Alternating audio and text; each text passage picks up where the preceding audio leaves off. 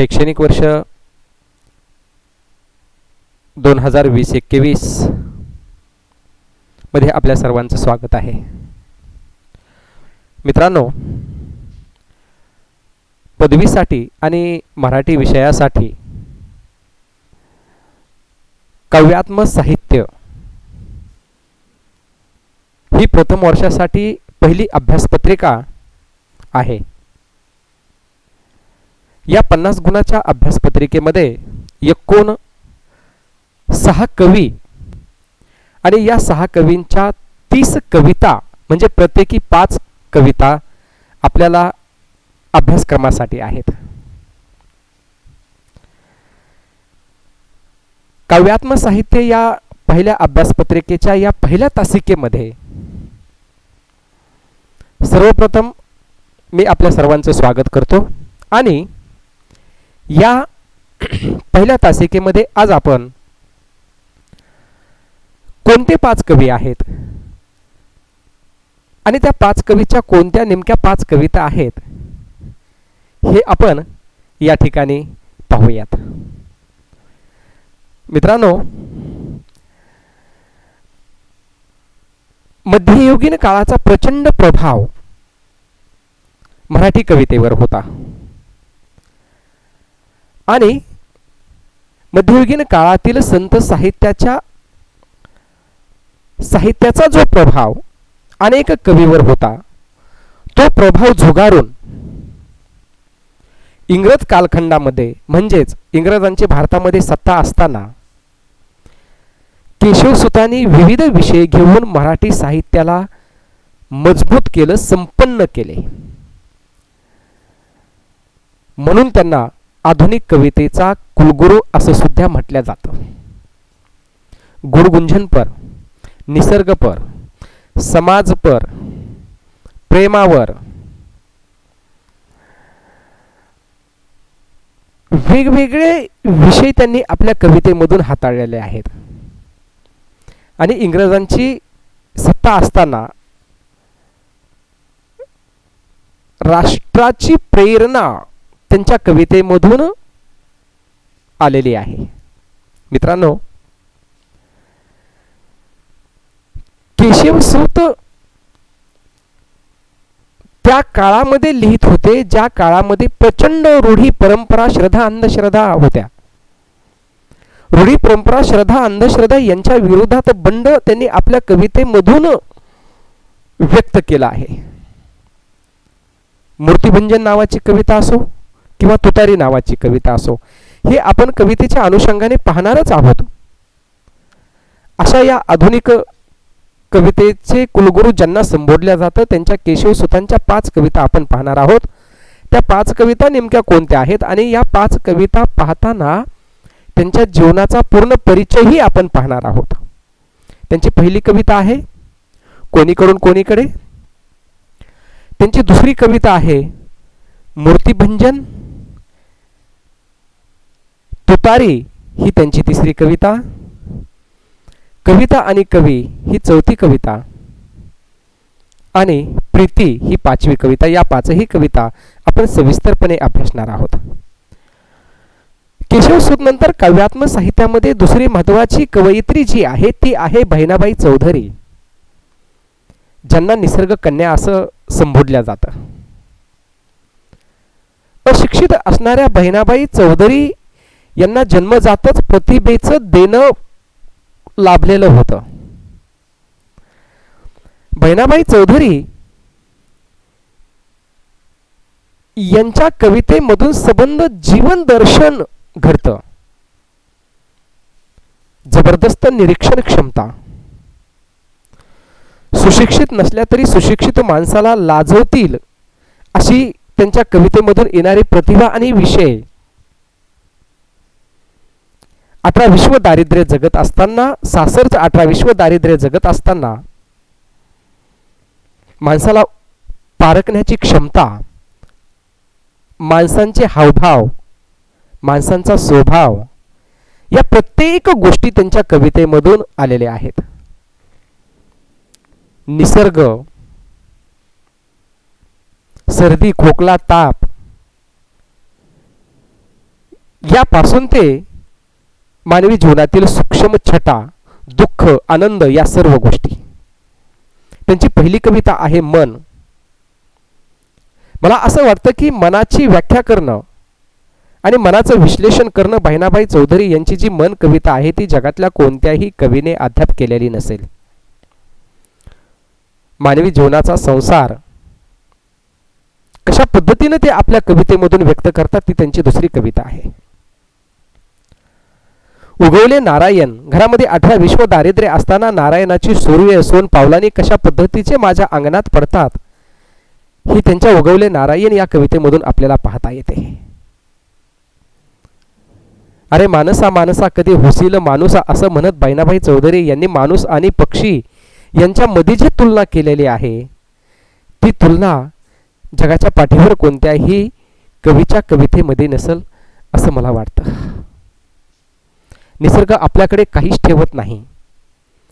निसर्ग हा सतत दान करण्यासाठीच असतो आणि माणूस हा किती आपलेपणाने जगतो हे हिरिताचं देणं घेणं या कवितेमधून आपल्याला अनुभवता येतं. अशा या निसर्ग कन्येच्या 5 कविता आपण अभ्यासणार आहोत. मराठी साहित्याला एक आगळी वेगळी दिशा देणारे,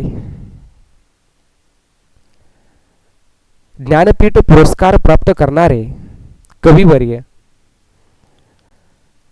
ज्यांच्या जयंती निमित्त 27 फेब्रुवारी हा मराठी भाषा दिन म्हणून गौरविला जातो, नट सम्राटकार कवी कुसुमाग्रज यांच्या 5 कविताही आपण पाहणार आहोत. कुसुमाग्रज अर्थात विष्णू वामन शिरवाडकर. शिवाजी महाराज आणि त्यांच्या 7 मावळ्यांचं वर्णन करणारी त्यांची 7 ही कविता आजही अंगावर शहारे आणते. माळाचं मनोगतही त्यांच्या कवितेमधून व्यक्त झालं आहे. माणसाच्या जीवनाची स्वप्नाची समाप्ती काय असते हेही आपण कवितेमधून पाहणार आहोत. शापित आत्मा कशा पद्धतीचा असतो आणि आजही तो कशा पद्धतीचा भटकतो हे अश्वत्थामा या कवितेमधून आपण अभ्यासणार आहोत. तर अध्यात्माची छटा असणारी सर्वात्मक शिवसुंदर हे मूल्य घेऊन येणारी त्यांची सर्वात्मका शिवसुंदर ही कविता आपण अभ्यासणार आहोत. मराठी साहित्यामध्ये कामगारांचं खूप मोठं वर्णन आलेलं आहे. नारायण सुर्वे यांचं नाव येताच 1960 नंतर ज्या चळवळी सुरू झाल्या, हा कामगारांचा महाराष्ट्र कशा पद्धतीने आहे, कोणताही कारखाना हा कामगारांच्या रक्तावर कसा चालतो, कामगारांचं विश्व किती मोठं आहे आणि या कामगारांचे हाल अपेष्टा त्यांचं शोषण कशा पद्धतीचं होतं हे नारायण सुर्वे यांच्या कवितेमधून आपल्याला अभ्यासता येतं. 2 दिवस अशीच त्यांची कविता आपण पाहणार आहोत. मनी ऑर्डर ही कविता अगदी वेश्या व्यवसाय करणाऱ्या महिलांचं वर्णन करणारी आहे. कार्ल मार्क्स जो इमला जो बेस कामगारांचा ही ज्यांच्या विचारातून येते तीही कविता आपण पाहणार आहोत. तुमचंच नाव लिहा अगदी वेश्या व्यवसाय करणाऱ्या महिलेचं वर्णन करणारी ही कविता अत्यंत हृदयविदारक चित्रण याही कवितेमधून आपण पाहणार आहोत. आणि 4 शब्द पूर्ण कामगारांचं विश्व या कवीच्या काव्यातून आपण पाहू शकतो. अरुण कोल्हटकर मुळामध्ये इंग्रजीचे प्राध्यापक असणारे अरुण कोल्हटकर मराठी साहित्यामध्ये खूप मोठं लेखन केलेलं आहे. अरुण कोल्हटकर यांना समजण्यासाठी आणि त्यांच्या कविता समजण्यासाठी प्रचंड प्रतिभा लागते. विषय कशा पद्धतीनं व्यक्त करतात, गुणगुंजन पण त्यांच्या कवितेमध्ये कशा पद्धतीचं असतं, त्यांच्या अर्थछटा काय असतात हे समजणं तितकंसं सोपं नाहीये. त्यांच्या 5 कविता या ठिकाणी आपण श्री ज्ञानेश्वर समाधी वर्णन अभ्यासणार आहे. त्यानंतर मेणबत्ती प्रतिकृपानं कशा पद्धतीची कविता येते तेही आपण पाहणार आहोत.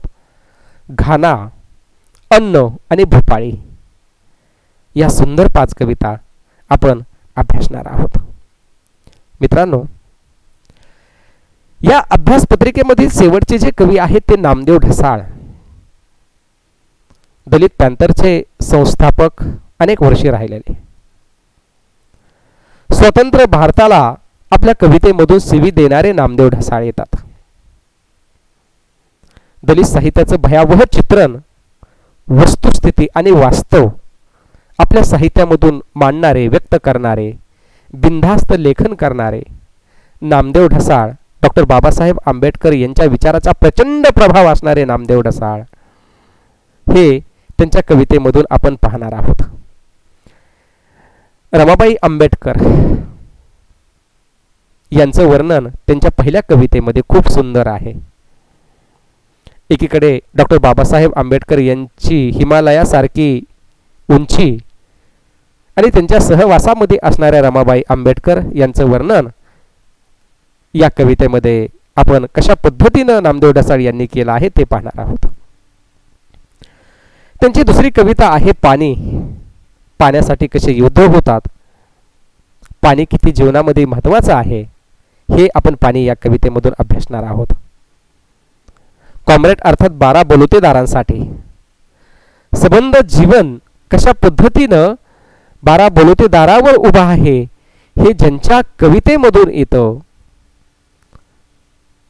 समाज हा 12 बलुतेदारांच्या व्यवहारावर कसा चालतो हे नामदेव ढसाळ यांनी 12 बलुतेदार या कवितेमधून आपल्याला सांगितलेलं आहे, ते या ठिकाणी आपण पाहू शकतो. त्यांची चौथी कविता आहे मूर्ख म्हाताऱ्याने डोंगर हलविली आणि त्यांची 5वी जी कविता आहे अंधाराने सूर्य पाहिला तेव्हा. मित्रांनो, या 5ही कविता पाहत असताना आपण या 5ही 6ही कवींचा जीवन परिचय आणि मराठी साहित्याला त्यांनी दिलेलं योगदान हेही आपण अभ्यासणार आहोत. हे होतं काव्यात्मक साहित्य या पहिल्या अभ्यासपत्रिकेचं आणि अभ्यासक्रमाचं स्वरूप. दुसऱ्या तासिकेमध्ये केशवसूत आणि त्यांची एक कविता, अशा करत करत आपण या 30 कविता अभ्यासणार आहोत. या तासिकेमध्ये आज आपण इथंच थांबूया. पुढच्या तासिकेमध्ये आपण या संबंध कवींच्या कविता, त्यांचा जीवन परिचय आपण अभ्यासणार आहोत. धन्यवाद.